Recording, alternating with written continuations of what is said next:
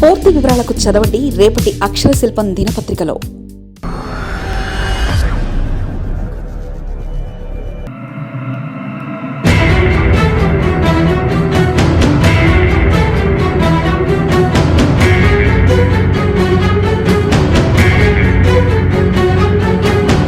GVMC ప్లానింగ్లో భారీ anaconda. Visakha మొత్తానికి ఏకైక అవినీతి సామ్రాట్. 40 ఏళ్లుగా జీవీఎంసీని దోచుకుంటూ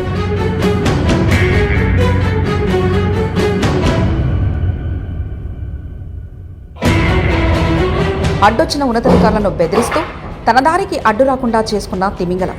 కలెక్టర్ గారు ఒకసారి దృష్టి పెట్టండి.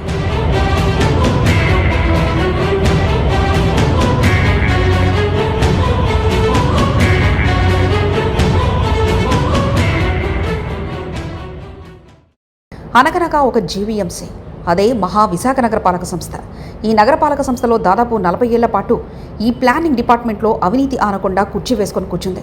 మొదట్లో చాలా జాగ్రత్తగా నీతిమంతుల్లా ఎంటర్ అయిన ఆ తిమింగలం మెల్లిమెల్లిగా జీవీఎంసీ పరిధిలోని దాదాపు సగం బిల్డింగ్లు అన్నిట్లో కూడా తన చేతి చొరవను చూపించాడు.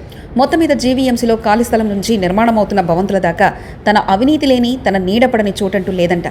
వైజాగ్ మొత్తం మీద తన పేరు తెలియకుండా ఉండదు అంటే అది ఎలాంటి అవినీతి తిమింగలమో మీరే అర్థం చేసుకోవచ్చు. అంతలా తన అవినీతి సామ్రాజ్యాన్ని విస్తరించి తన ఈ 40 ఏళ్లలో అతి నీచమైన విజయాలే సాధించాడు ఈ విజయుడు. తనకు బాగా దగ్గరగా కావలసిన అధికారులందరినీ మేనేజ్ చేస్తూ తనకు అడ్డొచ్చిన ఉన్నతాధికారులను కూడా బెదిరించి ట్రాన్స్ఫర్లు చేయిస్తూ రియల్ మాఫియా అండదండలతో రాజకీయ ప్రోద్బలంతో చాలా ముందుకు వెళ్ళిపోయాడు ఆ అవినీతి తిమింగలం. ఈ అవినీతి తిమింగలం గురించి పైన చెప్పినవన్నీ చాలా చాలా తక్కువని పాఠకులు అర్థం చేసుకోవాలి.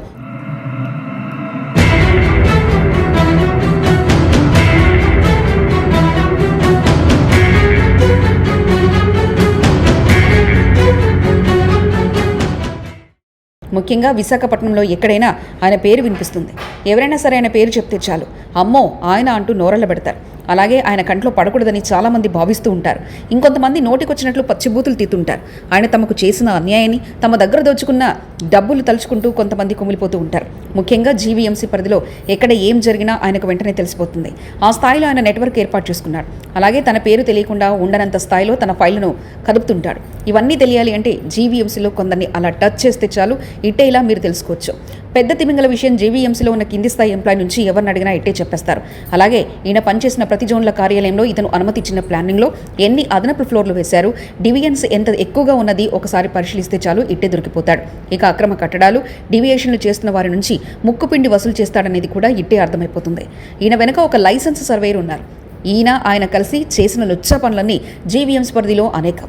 ఇతనిచ్చిన ప్లానింగ్లో ఇతని లాగిన్ ఒకసారి వెరిఫికేషన్ చేస్తే ఈ ఇద్దరు దొంగల కథ బట్టబయలవుతుంది. ఇక ఇదే విషయం గతంలో అక్షర శిల్పం ప్రత్యేకంగా వీరిద్దరి గురించి ఒక కథనం రాసింది. అచ్యుత విజయం పేరుతో రాసిన ఆ కథనం ఇలా మరోసారి పెడుతున్నాం.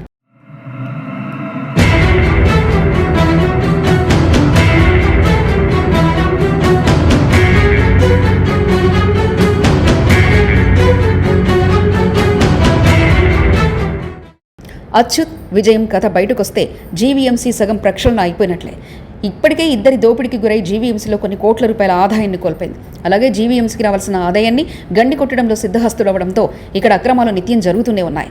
ఇక ఒక్క మాటలో చెప్పాలంటే జీవీఎంసీలో వీళ్ళు ఉద్యోగాల్లో చేరిన దగ్గర నుంచి ఈ రోజు దాకా దోచుకోకుండా ఇంటికి వెళ్ళిన రోజు ఒక్కటి కూడా లేదని చెప్పాలి. ఇక జీవీఎంసీ కమిషనర్, జిల్లా కలెక్టర్, జిల్లా మెజిస్ట్రేట్ గారికి అక్షర శిల్పం ప్రత్యేక విన్నపం.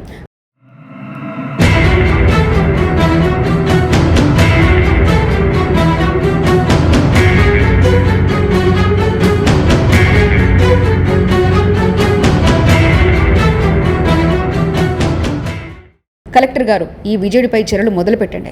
ఇతను జీవీఎంసీ ప్లానింగ్ విభాగంలో ఒక పెద్ద అవినీతి తిమింగలం. లైసెన్స్ సర్వేయర్ అచ్యుతుడితో కలిపి రిటైర్మెంట్కి దగ్గరలో ఉన్న ఈ ప్లానింగ్ ఆఫీసర్ అవినీతిలో సిటీలో ఒక టీం ఏర్పాటు చేసుకుని త్వరలో నిర్మాణ రంగంలో దిగడానికి దారులు రెడీ చేసుకున్నట్లు సమాచారం.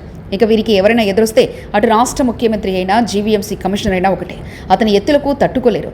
విజయుడికి ఎవరైనా క్వశ్చన్ చేశారా, ఆయనకి ఉన్న అన్ని మార్గాల్లో ప్లాన్ చేసుకుంటారు. వీరిని కట్టడి చేస్తే జీవీఎంసీలో సగం దరిద్రం పోయినట్లే. ఈ రిటైర్మెంట్ దగ్గరలో కూడా చాలా ప్లాన్లు వేసుకుంటూ ఇంకా చాలా సంపాదించాలని ప్లాన్ చేసుకుంటున్నాడట ఈ అవినీతి తిమింగలం. తమను దృష్టి పెట్టి ఏసీబీ, విజిలెన్స్ వంటి ఏజెన్సీలకు ఈ విషయాన్ని విచారించమని ఆదేశించండి. తద్వారా వీరి అవినీతి బయటకు వస్తుంది. మేము చెప్పిన ఈ అక్షరాల్లో కాస్త పరుషంగా ఉండొచ్చు, కానీ చెప్పిన ప్రతి వాక్యం నిజం. అవినీతికి పాల్పడిన వారు ఎంత మంచి పొజిషన్లో ఉన్నా వారు మా దృష్టిలో నీచులే. అలాంటి వారిపై చర్యలు తీసుకోవడం తమ మీద ఉన్న బృహత్తర బాధ్యత. కాబట్టి మీరు ఆ చర్యలు తీసుకుంటారని సిటీలో ఉన్న చాలామంది బాధితులు ఆశిస్తున్నారు.